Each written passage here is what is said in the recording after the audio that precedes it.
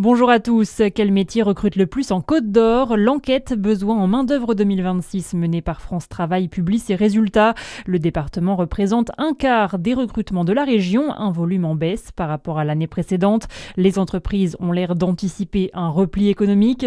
Le champion du recrutement est le secteur des services, suivi par les métiers de l'agriculture et du commerce. Et plus précisément, la Côte d'Or recherche surtout des viticulteurs, des agents d'entretien et des ATSEM.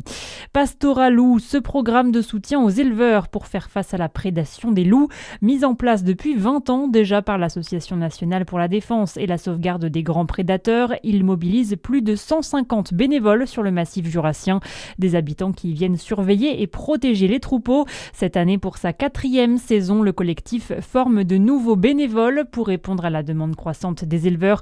2 sessions de formation vont être organisées dans le Jura au mois de mai et de juin. C'est bientôt le retour de la foire comtoise à Besançon, coup d'envoi vendredi de la 98e édition de ce rendez-vous qui rassemble les entreprises et les savoir-faire en Franche-Comté. 600 exposants réunis sur plus de 100 mètres carrés. Cette année, la foire comtoise met à l'honneur les mystères de Pompéi et la culture napolitaine. Écoutez le directeur de Micropolis Besançon, Didier Sikink. Nous aurons comme d'habitude une fête foraine à la foire comtoise avec tous les exposants que l'on connaît dans l'ameublement, les plein air, etc.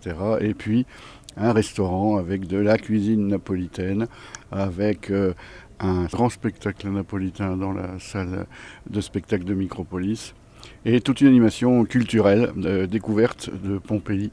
Voilà, on a trouvé que c'était une façon intéressante d'allier culture et toujours le bon esprit et la bonne dynamique de la foire. Parce que nous, notre job, c'est de vous apporter du bonheur et de la joie et pas de la morosité. Des propos recueillis par Charlie Chevasson. La foire comtoise, c'est à partir de vendredi et jusqu'au 17 mai à Micropolis Besançon.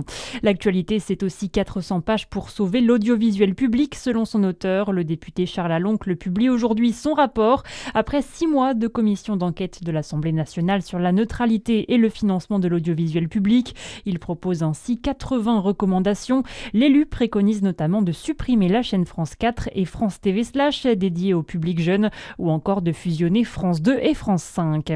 En sport, du rugby avec le derby comtois des phases finales de Fédéral 3. Le Grand Dol Rugby affrontait Pontarlier hier. Après une victoire au match aller, les Dolois se sont inclinés 31-32.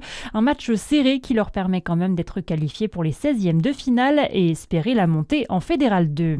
Et en rugby toujours, l'UBB défendra bien son titre. Les Bordelais se sont imposés 38-26 contre les Anglais de Bath hier en demi-finale de Champions Cup.